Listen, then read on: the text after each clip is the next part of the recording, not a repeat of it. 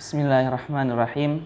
Alhamdulillahirabbil alamin wassalatu wassalamu ala nabiyyina Muhammadin wa ala alihi wa ashabihi wa sallama tasliman katsira.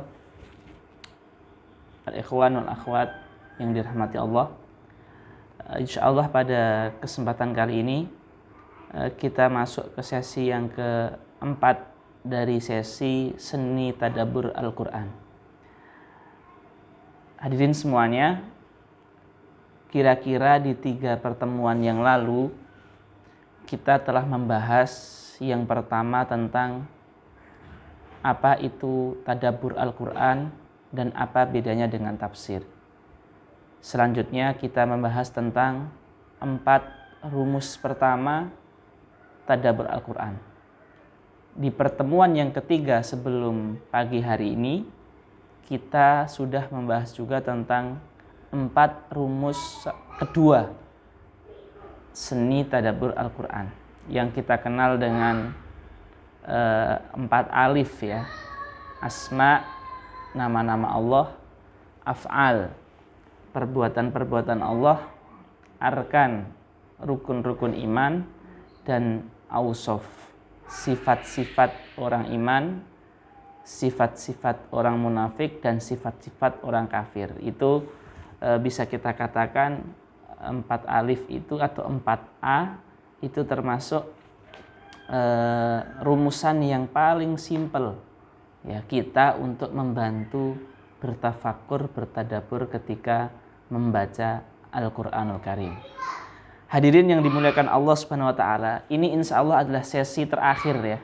Pada pagi hari ini di pertemuan keempat ini adalah sesi terakhir tentang seni tadabbur Quran.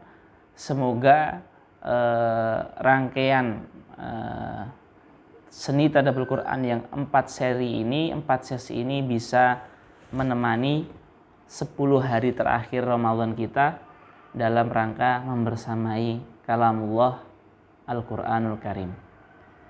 Bismillah, kita mulai. Hadirin yang dimuliakan Allah, pada pagi hari ini kami akan membahas sebagai penutup adalah adab-adab tadabbur Al-Quran. Dan 4 rumus pertama, 4 rumus kedua kan kalau ditambahkan 8. Sementara Syekh Mu'ad Said Hawa itu menulis 14 rumus tadabbur. 4 tambah 4, 8. 14 dikurangi 8 itu ada 6. 6 ini diantaranya adalah tentang adab-adab. Jadi tidak kita kategorikan di rumus atau trik atau cara untuk tadabbur, tapi kita kategorikan di adab-adab ketika kita mentadabburi Al-Qur'anul Karim. Apa saja itu? Yang pertama salah satu adab, salah satu pelengkap dari yang kemarin adalah la tamalla, kata beliau. Jangan bosan ya. Lanta jidal ma'ani at-tadabburiyata mundul liqa'atil ulama al-ayat. Jangan kamu bosan. Kamu tidak akan menemukan rasa, tidak akan menemukan inspirasi dari Al-Quran itu di awal kamu tadabbur, karena memang kamu sebelumnya tidak pernah tadabbur. Jadi jangan pernah putus asa, kok saya sudah berusaha mempraktekkan 4 rumus tapi kok belum menemukan rasa di hati. Ya karena baru pertama kali, jadi jangan bosan. Jadi rasa itu akan muncul setelah berkali-kali ya. Bahkan Nabi pun dikatakan dalam Al-Quran oleh Allah Subhanahu wa taala, wala ta'jal bil Qur'ani min qabli an yuqdha ilaika wahyu. Ya, jangan tergesa-gesa dengan Al-Qur'an. Seperti itu. Jadi sahibil Qur'an bihub. Berkomunikasilah dengan Al-Qur'an dengan penuh rasa cinta.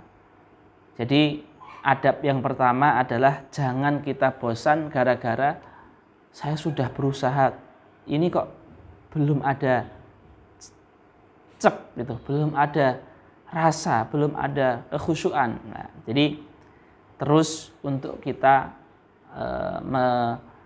berkomunikasi dengan Al-Quran dengan penuh rasa cinta seperti itu. Ini adab yang pertama.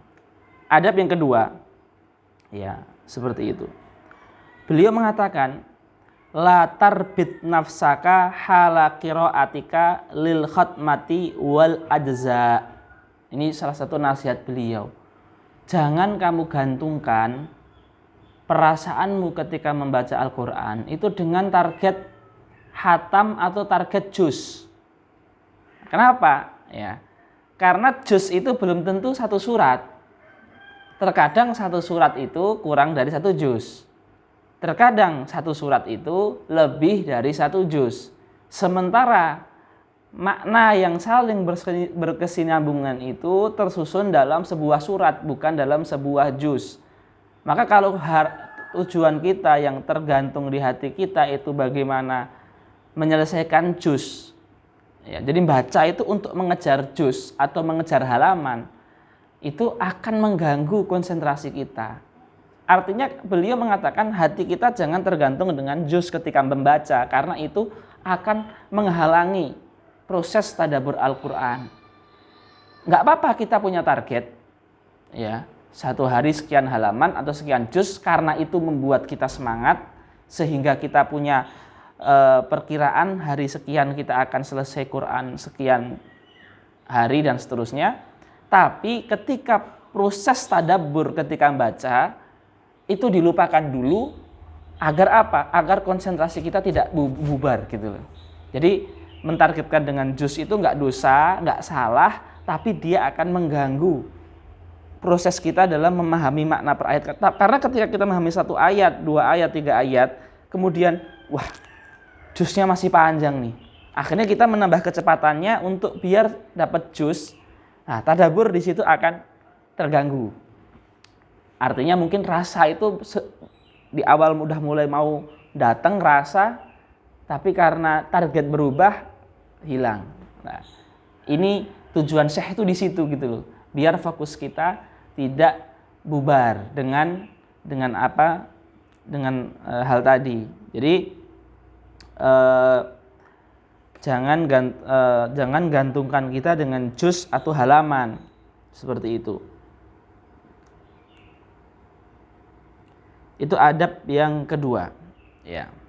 Di adab yang kedua, masih adab kedua nih ya. Syekh juga mengatakan kalau bisa setiap kita duduk untuk tadabbur Quran itu, karena itu adalah tujuan dari Al-Quran, ditadaburi sehingga menumbuhkan rasa di hati, khauf, roja dan seterusnya, dan rasa itu akan membuahkan amal.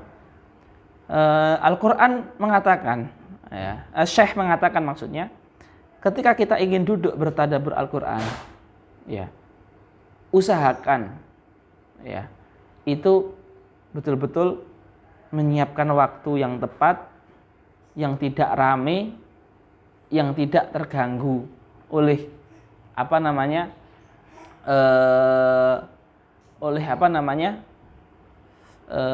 pengganggu-pengganggu, ya, seperti itu. Sebisa mungkin seperti itu. Jadi cari waktu yang tepat, yang sunyi atau yang fokus lah intinya dari pengganggu-pengganggu. Ini tips yang kedua. Hadirin yang dimuliakan Allah Subhanahu wa taala, kita masuk di tips yang nomor 3. Ya. Tips yang nomor 3 yang beliau sampaikan adalah istakhdim mushafan fi hawamisihi ma'anil kalimati au tafsiran mubassaton. Pakailah Al-Quran yang mana ada mufradatnya, ada tafsir ringkasnya, ada tafsir terjemahnya, terjemah tafsiriyahnya. Itu lebih bagus. Ya. Jadi lebih bagus. Karena itu akan mempercepat kita mengetahui makna umum sebuah ayat. Kata beliau seperti itu. Jadi adab yang ketiga termasuk pembantu kita dalam bertadabbur Quran adalah menggunakan mushaf yang ada artinya, tafsir singkatnya, kosakatanya. Itu juga hal yang sangat bagus sekali ketika kita melakukan aktivitas tadabbur Al-Qur'anul Karim. Jadi ini 3 ikhwah ya, ini kita sudah mempelajari 3 adab dalam bertadabbur Al-Qur'an.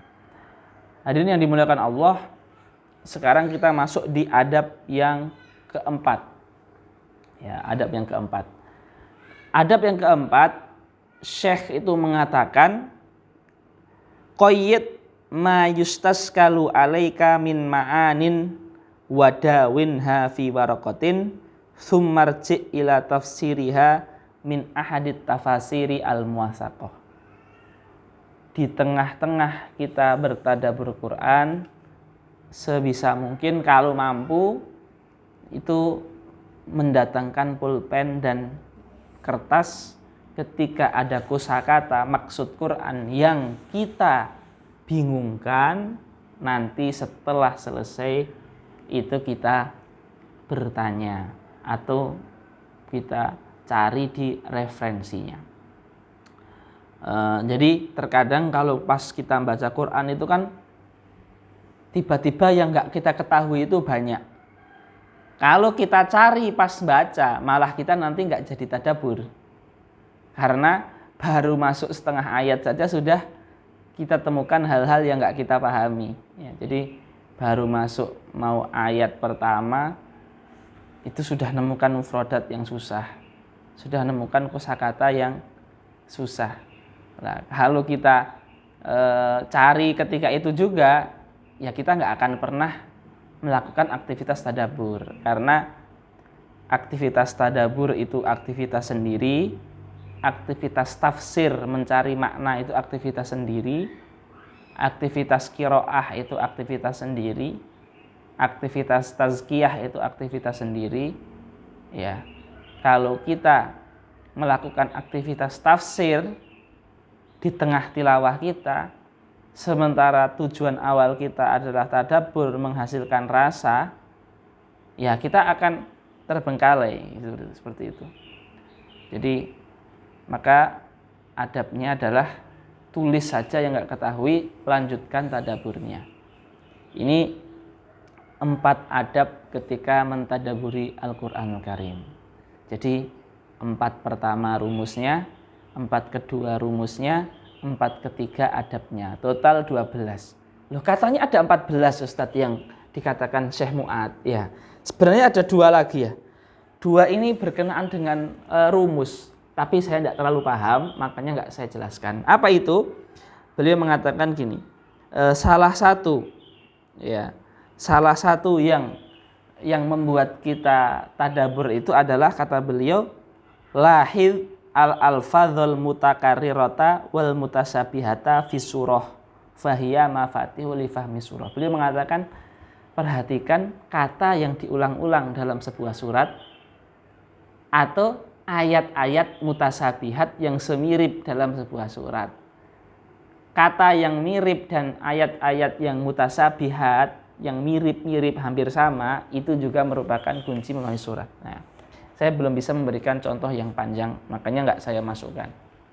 Yang terakhir, yang ke-14 adalah rokis alal amsal, ya, fa innahu litakriri amrin muhim. Juga kalau Allah memberikan permisalan, ya, wadrib lahum mathalan, misalkan mathalul ladzina humilut taurata, ya, permisalan.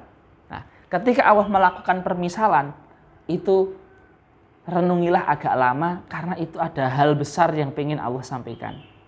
Nah, itu kaidah yang ke-14.